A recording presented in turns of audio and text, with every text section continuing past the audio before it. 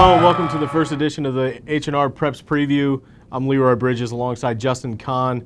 We've got kind of a new twist this year. We decided we're going to kind of unveil a top 5 list, top 5 teams for football in the area, myself and Justin.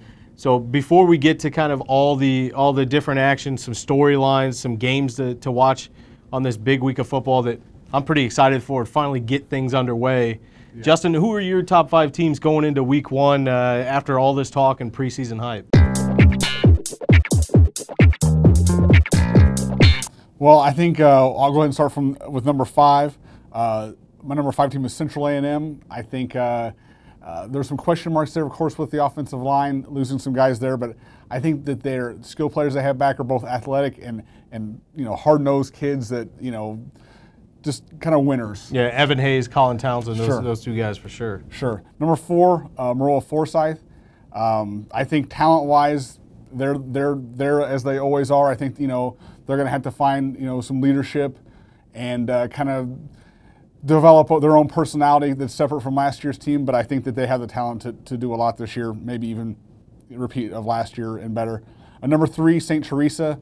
St. T, of course, always starts out great. It seems like you can pretty much guarantee they're probably going to return the opening kickoff for a touchdown. The first drive is going to be a touchdown. Coach Davis is pumped about that. Yeah, so they always seem to look good early, so I like to rank them. We'll go ahead and rank them pretty high early here.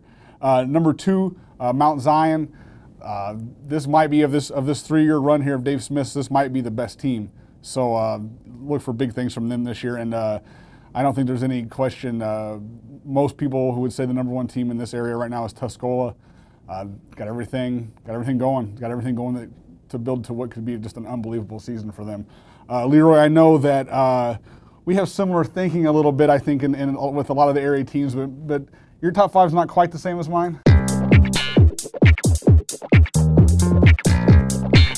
It's pretty much the same. We tried to shake it up a little bit too much, but there's only so much you can do. I've got Cam at 5, Central A&M, and then I just flip-flop St. T and Maroa. I think they play week 4, so we'll find out kind of who's right on that, but both really good teams. And then obviously Mount Zion, Tuscola, you kind of hearing these same names, but I promise you as the season goes along, we will disagree. There'll be plenty of that. But you got to have the Warriors up there, number 1. Judd Winke's healthy. Philip Myers is going to be running, as a wideout, and they're going to have a lot of electricity all season long offensively for sure. Just looking at some of the season storylines, a lot of kind of big stories going in, a lot of questions that we need answered going in. What are two storylines as we start the season that you're looking forward to? I think the first thing is we saw Central A&M kind of return to power last year. Monticello rise up into that ranks. Is that going to happen this year at all? Because really that didn't necessarily upset the balance of power. I mean, we still had St. T, maybe losing to Monticello was sort of maybe that one shift in power. Besides that, it was, Maroa, Tuscola, Unity and St. T. So, can there be a team, maybe Argenta, maybe, we always kind of look at Clinton as the biggest team in the conference. I mean, will there be someone that comes up, beats a couple teams that they're not expected to beat and maybe make this shake things up a little bit this year? Yeah, my first one is Monticello, and it's not necessarily will they beat St. T again, but just plug some holes and win some games. I know Cullen Welter kind of just touched that program last year, and there's just magic. I mean, just turning around from a winless team to go into the playoffs, I think 7 or 8 wins, and can they do that, overcome losing quarterback Ben Paula, Kale Huzengay, who's an athlete at wide receiver? They're going to have to do that. Will Lieb is taking over at quarterback, and I believe he's a senior, and so Welter's putting the program in his hands, but it'll be interesting to see if he can continue that run. Right. I know their upper classes are a little thin. Their under classes have big numbers, so can they get through this little lull here in class size? If they can do that, could be looking at a pretty long run for them. A team that has been on a long run the other way for a while, Eisenhower. I kind of get the feeling that maybe this year, I don't know that I want to go out on a limb and say they're going to make the playoffs, but I think that you're going to see a really significant improvement from them. They were better last year. They only won 1 game, which was at that point, a major milestone for them because it's been so long. But they competed a lot. They were at halftime of almost every game. outside of a couple of them, would lose pretty much every one of those games in the second half. I think that they have senior leadership. I mean, this is the year for them. If they can win this year, I think it's going to be great for the program. They can maybe build some numbers, and I think they have the talent in the senior class to make that happen, at least more than one win, maybe even 3-4 wins. I know it's tough to get really excited at a team that's won one game in the last 3 seasons, but you have talked a lot about Eisenhower. Definitely get a good vibe from them. I'm looking at Tuscola. Can they go undefeated? They have a pretty tough schedule, but they get a lot of their toughest opponents at home. They do have to go to Maroa.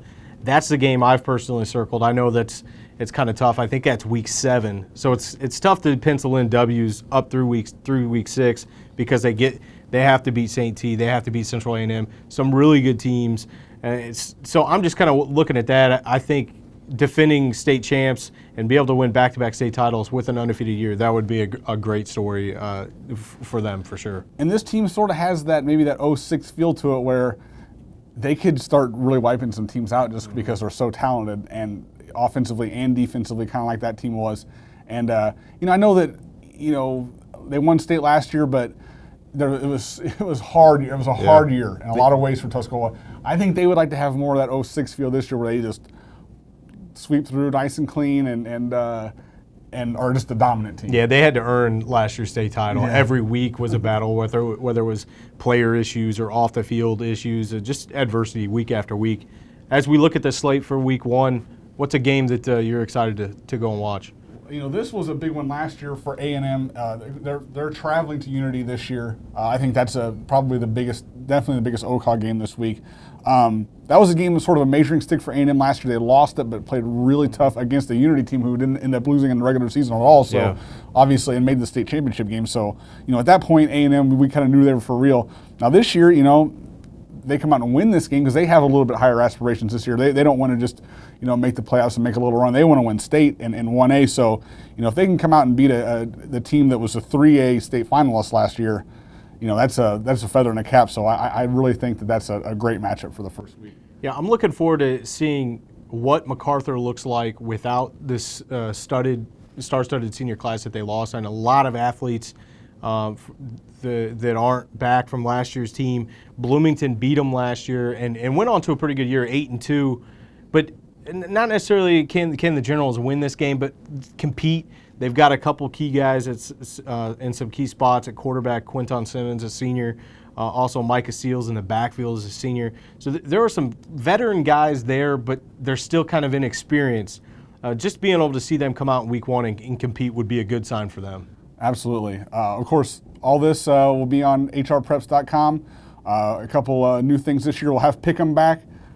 Some new prizes this year. I think some Pepsi and Papa Murphy's. I believe is also pizza in and this, drinks in there. So that's kind of exciting. Yeah, we have a fan of the year contest. Make sure you turn in photos and a story about the biggest fan or the craziest fan you know. Of course, we'll have the blogs as we always do, the videos, Twitter. And we're rolling it all out this year. We got quite a bit of content on there. And kind of just keep up with us. There's going to be some more stuff we're wanting to talk about, and we will here in the coming weeks. So a lot of stuff. A lot of different ways to get your preps news this year. So should be a great season, and we'll see you out there.